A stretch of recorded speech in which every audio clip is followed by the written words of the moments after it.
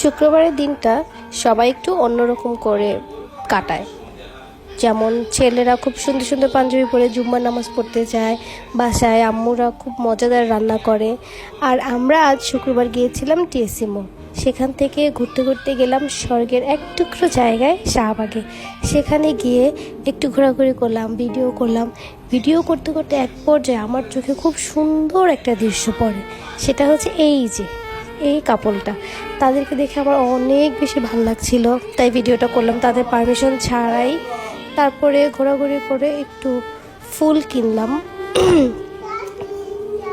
দেখছিলাম আসলে কোন ফুলটা নেওয়া যায়। তারপরে আমার সব সময়ের পছন্দের বেলি ফুল, যেটার প্রতি আমার ভালোবাসা কখনোই কমবে না, সেই ফুলটা নিলাম। নিয়ে আমরা শহীদ মিনারের দিকে এসে একটা নাটক হচ্ছিল, মঞ্চ নাটক। এই নাটকটা একটুখানি দেখলাম, প্রথম 10 মিনিট দেখে তারপরে আমরা চলে আসছি। ভালো লাগে নাই খুব একটা, সাউন্ড কোয়ালিটি আর পারফরমেন্স খুব একটা বেশি ভালো লাগে নাই। তারপরে আমরা আসছি ঢাকেশ্বরী রোডে বার্গার ডাইনে। সেখান থেকে এত মানুষের ভিড়, সেখান থেকে আমরা খেয়েছিলাম হচ্ছে জুস আর কিছু বার্গার পার্সেল নিয়ে বাসায় এসে খেয়েছি, কারণ ওখানে এমন অবস্থা ছিল যে দাঁড়িয়ে খাওয়ার মতো কোনো পরিস্থিতিই ছিল না।